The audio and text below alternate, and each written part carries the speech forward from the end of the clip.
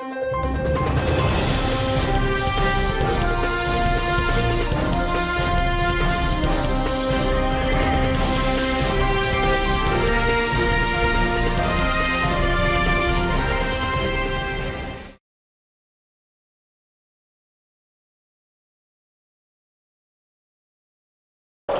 vous remercie d'abord pour votre présence.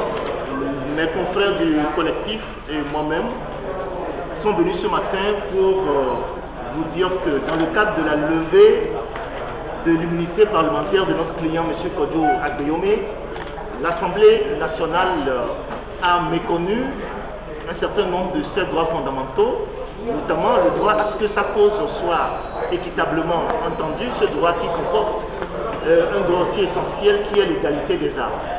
Et dès lors que nous avons saisi le juge qui veille au respect de nos libertés et droits fondamentaux pour une audience à laquelle l'Assemblée nationale doit comparaître, nous estimons que dans l'intérêt de la justice pénale et dans l'intérêt d'un procès équitable, Monsieur le procureur de la République, près le tribunal de première instance de Lomé, devrait surseoir provisoirement à la poursuite en cours contre lui. Est-ce qu'il a intérêt à le faire, lui? Est-ce qu'il a intérêt à le faire? Hein? À le faire. Est-ce qu'il a intérêt à le faire?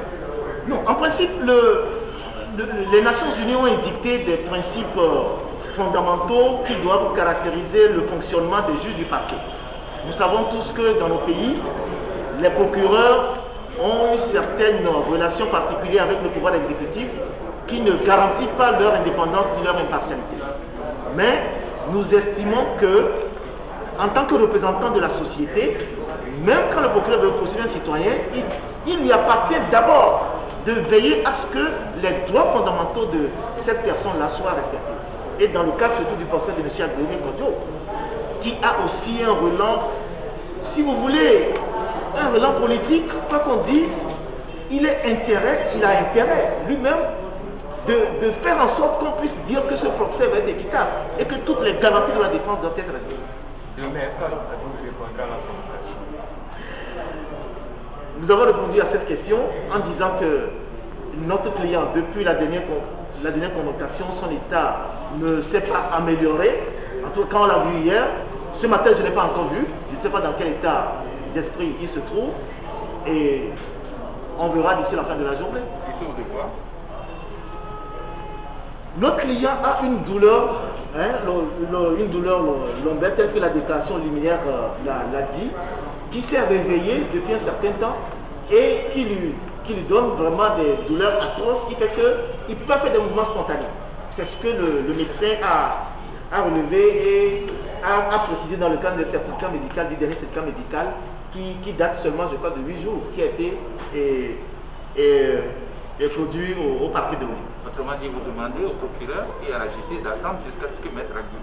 Agbeyome soit hors d'état de mauvaise santé, c'est-à-dire ça peut durer 1 an, le temps que cela vous aura. Écoutez, ce n'est pas nous qui demandons, c'est une exigence d'un procès équitable. On ne peut pas juger quelqu'un qui est en mauvaise santé. Et de toutes les façons, rien ne presse.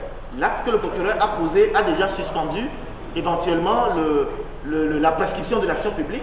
Donc il n'y a même pas de danger pour qu'on puisse dire que cette action va être rattrapée par la prescription et que le procureur demain ne puisse pas poursuivre. Mais l'essentiel, c'est qu'on le met dans les conditions, les meilleures conditions pour pouvoir se défendre. Et au-delà de M. Agbeyome, c'est une question qui concerne tous. Vous-même demain, si vous vous retrouvez dans cette situation et que vous ne pouvez pas, vous n'avez pas votre état physique, psychologique et mental, puisque c'est la définition de la santé, pour pouvoir comparaître devant un juge ou aux enquêteurs, il faut que la constitution de votre pays vous le garantisse. Et c'est le cas du Togo. Merci. C'est bon.